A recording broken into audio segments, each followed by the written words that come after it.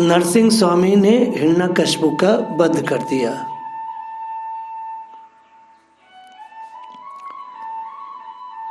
नरसिंह स्वामी हिरण्यकशिपु की राज्यसभा में ऊंचे सिंहासन पर जाकर विराजमान हो गए।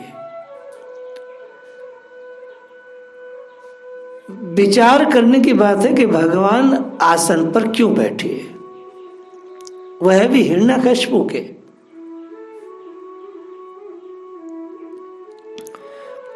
भगवान ने विचार किया कि आसुरी संपदा का शोधन तो मैं ही कर सकता हूं और कोई नहीं कर सकता।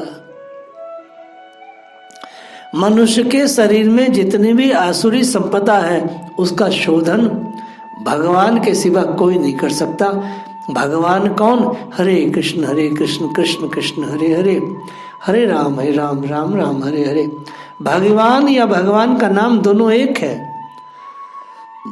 नाम महाराज शरीर की सारी आसुरी संपदा का शोधन करते हैं। इस पर बैठकर हिरण्यकशिपु ने जाने कौन कौन से अत्याचार किए हैं। भगवान विचार किए तो भला इसकी बुद्धि किए शुद्धि किए बिना इस पर कैसे अपने भक्त को बैठाते, क्योंकि इस पर प्रहलाद कल को बैठने वाले हैं। प्रहलाद अगर इस सिंहासन पर बैठेंगे तो उनकी बुद्धि ना बिगड़ जाए, सो परमात्मा उस आसन पर बैठे जहां हिरण्यकशिपु ने बड़े बड़े अत्याचार किए थे, शोधन करने के लिए। भगवान ने स्वयं बैठकर के उसकी शुद्धि कर दी। कहा भी गया है, भक्त तो प्रभु प्रसाद पट भूषण धरहि। अतः बैठकर उसे प्रसाद बना दिया। भगवान उस आसन पर बैठे तो प्रसाद बन गया वो। अब भोगो रोग भयम वाली समस्या नहीं रही। क्रोध को न पार यद्यपि दुष्ट मार डाला गया है, परंतु प्रभु का क्रोध अभी शांत नहीं हुआ है। बस इतनी सी है कि बड़ों को प्रथम तो क्रोध होता नहीं, और जब होता भी है तो उनके स्वभाव स्वरूपानुरूप क्रोध भी बहुत होता है और वह जल्दी शांत नहीं होता।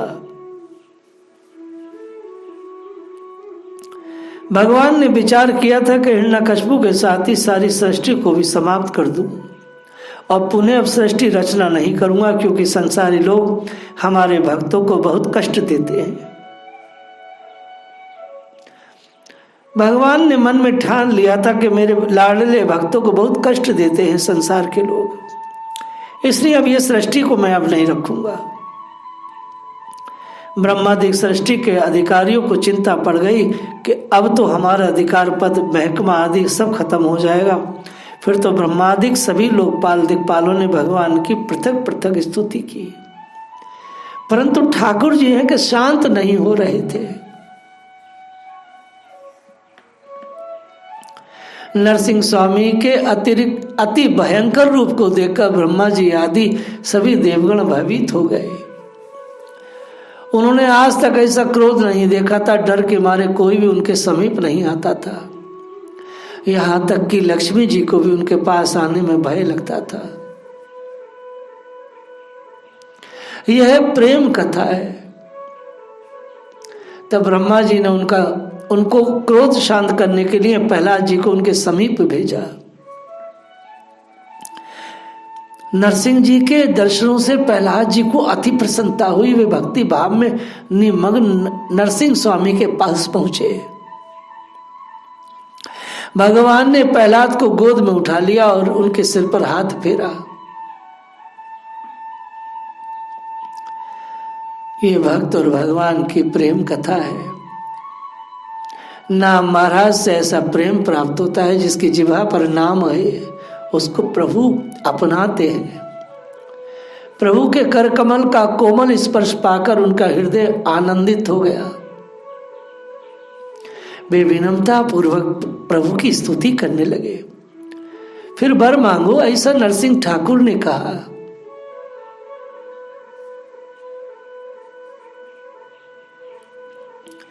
प्रहलाद जी को संसारी जीवों पर दया आ गई। उन्होंने भगवान के चरणों में लगकर यह वर मांगा कि आप माया से बंधे जीवों को छुड़ाइए।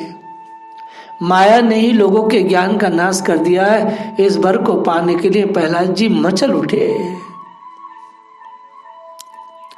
हे लाडले ठाकुर, यदि आप मुझ पर प्रसन्न हैं तो माया से बंधे जीवों को आप छुड़ाएं। श्री शिव ब्रह्मादिकों ने नरसिंह भगवान का क्रोध शांत करने के लिए हरिप्रिया जी को का आश्रय लिया। इससे पहले देवताओं के कहने पर हरिप्रिया जी मनाने के लिए आई तो नरसिंह स्वामी ने एक घुड़की इनको भी दी और कड़ी दृष्टि से देखा। आचार्यगण कहते कड़ी दृष्टि से क्यों देखा श्री लक्ष्मी जी को? वह तो भगवान की हरिप्रिया हैं, वो तो हरिप्रिया हैं, उनको कड़ी दृष्टि से आज क्यों देखा?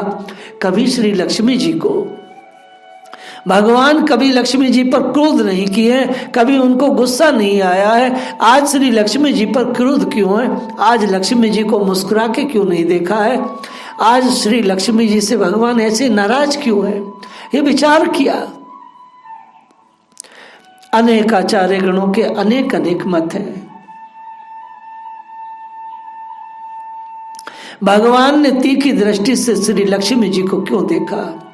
उसके देखने के पीछे बहुत बड़ा कारण यही था, भगवान मानो मन में विचार कर रहे हो, ये सारा का सारा जो विवाद हुआ है इतना भयानक, और जो मेरे भक्त को इतना कष्ट हुआ है, ये सिर्फ तुम्हारे कारण हुआ है।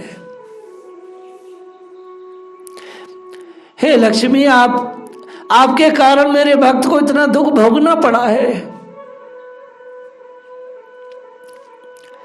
हे मेरी प्रिय पत्नी, आपके कारण मेरे भक्तों को देखो कितना कष्ट उठाना पड़ता है।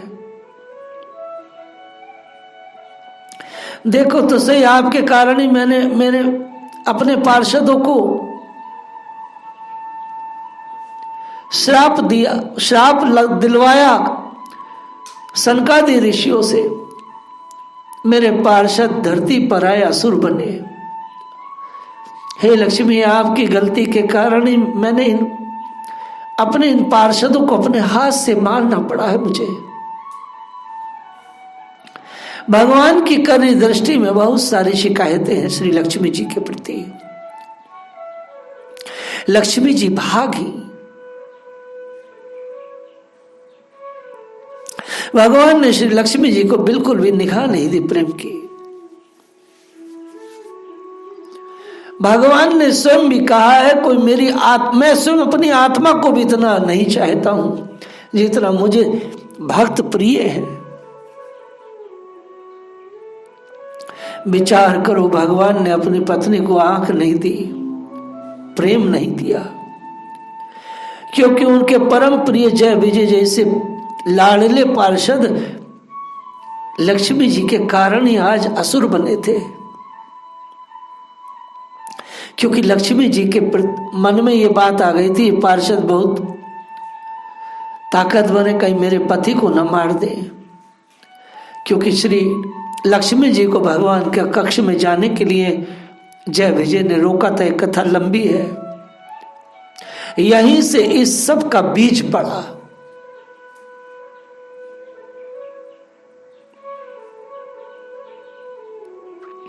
भगवान भक्त और भक्ति के आगे सब कुछ छोड़ देते हैं।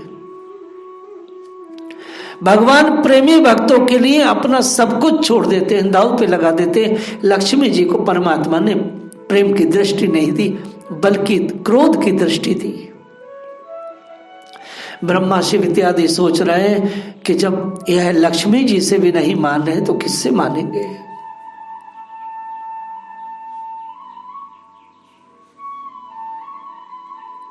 इसलिए अंत में सारे देवताओं ने मिलकर के श्री प्रहलाद जी को भेजा है।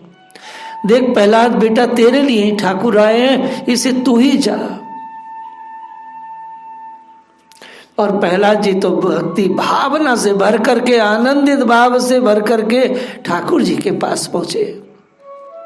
अरे भाई, सिंह अन्य के लिए चाहे जितना भयानक क्यों ना हो, परंतु सिंह कितना क्रोधी क्यों ना हो, लेकिन जब उसका शावक अर्थात उसका बच्चा उसके पास आता है तो अपने पिता सिंह से शावक कभी नहीं डरता।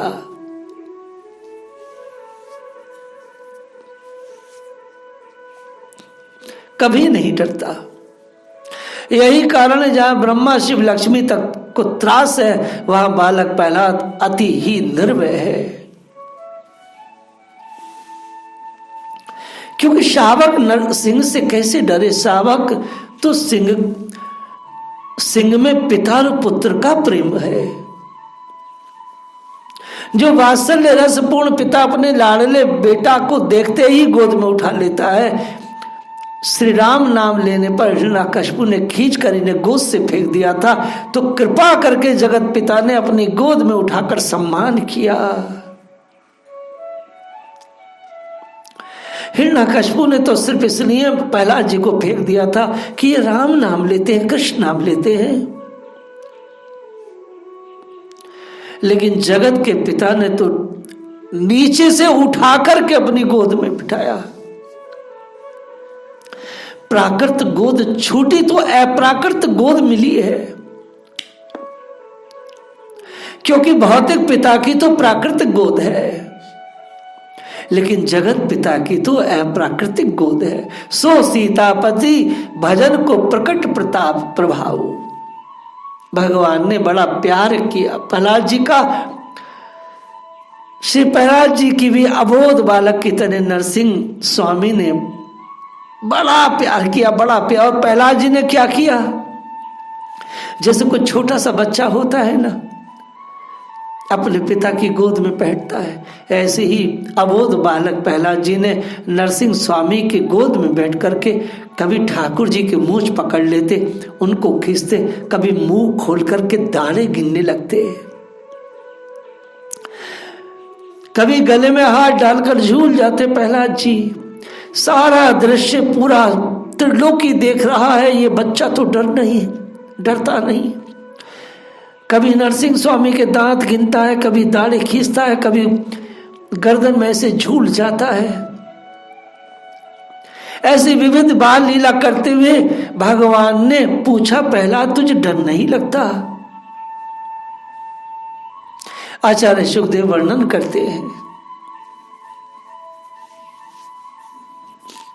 हे हरे मुझे कोई डर नहीं लगता। मतलब शावक को अपने पिता सिंह से क्या डर लगेगा? सारा संसार सिंह से डरता है, लेकिन सिंह के बच्चे सिंह से नहीं डरते हैं, बल्कि सिंह के साथ खेलते हैं, अपने पिता के साथ खेलते हैं। सच्चे प्रेमी लाडले वैराग्यवान ब्रह्मचर्य युक्त महात्मा भगवान से डरते नहीं, अपितु भगवान के साथ खेलते हैं, प्रेम करते हैं। कुम्मन दास जी लाडले ललिते ठाकुर के साथ खेलते थे, नामदेव जी भगवान के साथ खेलते, मीरा जी भगवान के साथ चौपड़ खेलती।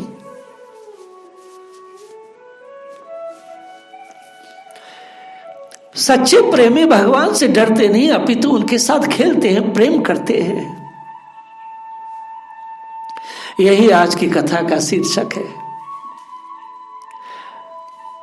सच्चे प्रेमी भगवान से डरते नहीं, अपितु भगवान के साथ खेलते हैं, उनसे नाराज होते हैं, उनको मनाते हैं। भगवान सच्चे प्रेमियों की तो बात ही कुछ और है। ये प्रेम कथा है।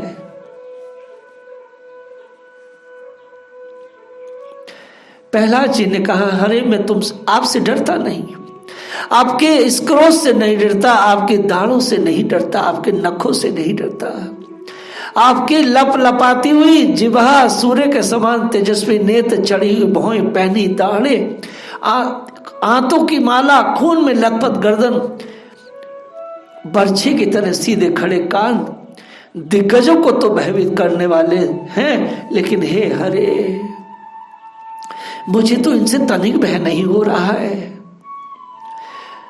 सारे दिग्गज डर रहे हैं, भयभीत है, मगर हरे मुझे कोई डर नहीं लग रहा है।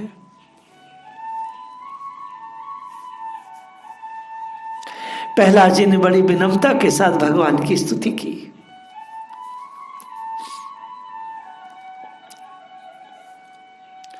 तो भगवान ने पूछा, तो किससे डरते हो पुत्र? प्रहलाद जी ने उत्तर दिया, हे हरे, मैं संसार में अगर डरता हूं तो सिर्फ आपकी माया से। वो किसी को भी पटक सकती है।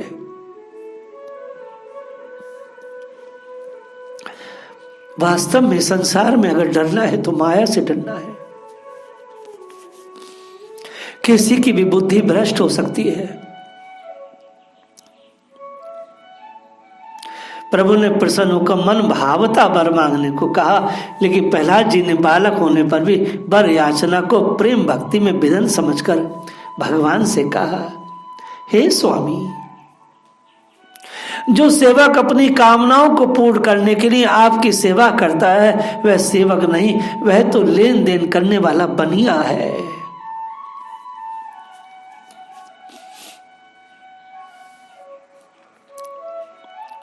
वो तो बनिया है। यस्ता आशीष आशस्ते न से भृत्या सेवे बणिक, श्रीमद् भागवत जी में आया है। मैं आपका निष्काम सेवक हूं और आप मेरे निरपेक्ष स्वामी हैं, फिर भला क्या लेना और क्या देना।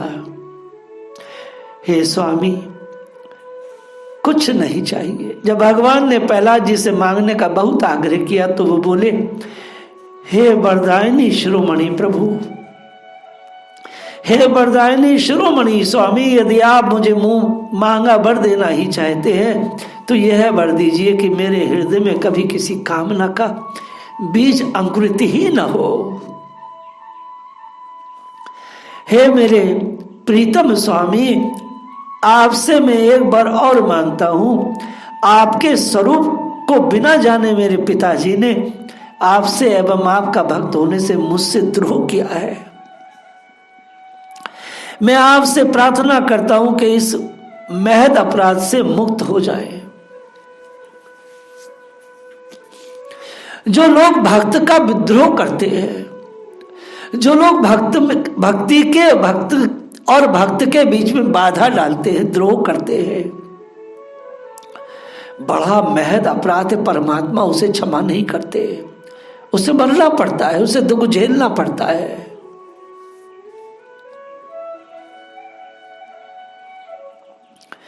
श्री नरसिंह स्वामी ने कहा, निष्पाप प्रहलाद, जिस कुल में तुम्हारे जैसा महाभागवत पुत्र उत्पन्न होगा उसकी तो 21 पीढ़ियां तर जाती है, फिर पिता के तरने की तो बात ही क्या है। पुत्र, तुम तो मेरे सभी भक्तों के आदर्श हो, इसलिए भावान में खलु भक्तानाम सर्वेशा प्रतिरूप कहा। भगवान ने प्रहलाद की इच्छा न होने पर भी एक मनवंतर पर्यंत पिता के पद पर प्रतिष्ठित होकर मुनियों की आज्ञा के अनुसार दैत्यों का शासन करने का अनुरोध किया।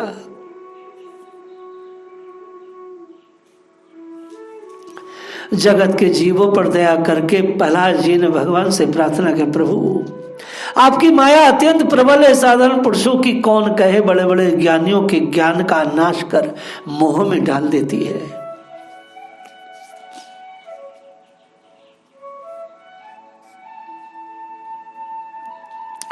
जो ज्ञानी अहंकर चित अपराही बरियाही विमोह मन करही, अतः आप कृपा करके इस माया का सर्वदा नाश कीजिए। श्री भगवान ने कहा, माया नाश करने पर तो कुछ रह ही नहीं जाएगा, सृष्टि ही समाप्त हो जाएगी।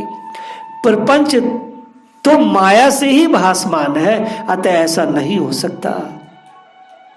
मैं माया का नाश नहीं कर सकता, नहीं तो सृष्टि समाप्त हो जाएगी। प्रहलाद, हाँ, जो तुम्हारा स्मरण करेगा उसे मेरी माया नहीं व्यापेगी। प्रहलाद जी के स्मरण का अर्थ क्या है?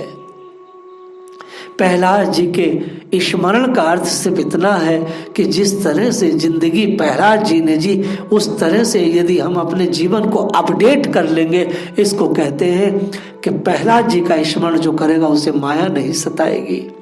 प्रहलाद जी ने अप्रोक्ष दर्शन सिद्ध किया। प्रहलाद जी ने श्वास श्वास में नाम जप विथा श्वास मत कोए, ना जाने ये श्वास तेरा अंतिम श्वास ही होए। भागवत जी का जितना भी श्लोक है वह बहुत गूढ़ है, रहस्य से भरा है। इसका अर्थ इतना नहीं है खाली आप प्रहलाद महाराज की जय बोल दिया और आपको माया नहीं सताएगी। नहीं, इस बकवास में मत पड़ना। इसका आध्यात्मिक अर्थ है कि जिस तरह से प्रहलाद जी ने अपने जीवन को भगवान नाम से अपडेट किया और हर पल रखा, वैसे ही जो मनुष्य प्रहलाद जी की तरह भगवान नाम से अपनी चेतना को अपडेट रखेगा और अपनी आंखों को अप्रोक्ष दर्शन से अपडेट रखेगा, यहाँ तक कि जितनी भी इंद्रियां हैं उन सारी इंद्रियों से परम भगवान के भाव से और विचार से और कर्म से अपडेट रखेगा, उसको माया नहीं सताएगी। यही इस श्लोक का अर्थ है। कोई पौंगा पंटा ही नहीं है ये कि खाली प्रहलाद जी का नाम लिया और काम बन गया। इसका अर्थ यही है, व्यास जी ने स्पष्ट कहा है। भगवान ने कहा जो तेरे नाम को स्मरण करेगा। किसी व्यक्ति के नाम को स्मरण करने का अर्थ क्या है? किसी व्यक्ति के नाम को स्मरण करने का मतलब है उसके गुणों को धारण करना। जब हम किसी व्यक्ति विशेष को याद करते हैं, स्मरण करते हैं, तो उसके गुण भी हमारे अंदर उतरते हैं। अर्थात प्रहलाद जी जैसे गुण किस प्रकार से विषम परिस्थिति में भी उन्होंने भगवान के नाम को स्मरण को न छोड़ा, इसे कहते हैं उसे माया नहीं सताएगी। प्रहलाद जी की मां ऐसी है, प्रतिकूल परिस्थिति में भी परमेश्वर के स्मरण से एक पल भी न चूकी। भागवत जी के श्लोकों का रहस्य, भागवत के श्लोकों का अर्थ पता चल सकता है, क्योंकि समाज में जितनी बड़े बड़े दुकानें हैं पुस्तकों की, सब में अर्थ सहित ग्रंथ बिकते हैं, लेकिन अर्थ से किसी भी श्लोक को नहीं जाना जा सकता है। अब ये इसका अर्थ है प्रहलाद जी का स्मरण करेंगे तो माया नहीं सताएगी, ये इसका शाब्दिक अर्थ है। लेकिन इसका भावनात्मक अर्थ जो है, भावार्थक जो अर्थ है, प्रेषिताओं से शिवजी ने कहा है, हे प्रेषिताओं मैं तुमसे बहुत प्रसन्न हूं, तुम्हें वैदिक साहित्य का पूर्ण तत्व ज्ञान हो गया है, लेकिन तुम उसके भाव को नहीं जाने हो। आज मैं तुम्हें उसका भाव दूंगा। भगवान शिव देते हैं, अर्थ तो कोई भी जान जाएगा श्लोक का, लेकिन जो उसका भाव है, जो उसका सूक्ष्म रहस्य है, जो उसका भाव रहस्य है, वो तो शिव कृपा के बिना ना पाएगा। शिव कौन है? शिव गुरु है, अर्थात गुरु की कृपा के बिना किसी श्लोक को समझना उसके वास्तविक स्वरूप के साथ ये अशक्य है, असंभव है, कठिन है। यह तो किसी भगवतीय जीव को ही इन श्लोकों के रहस्य और भावार्थ पता चलते हैं। जय श्री राधे।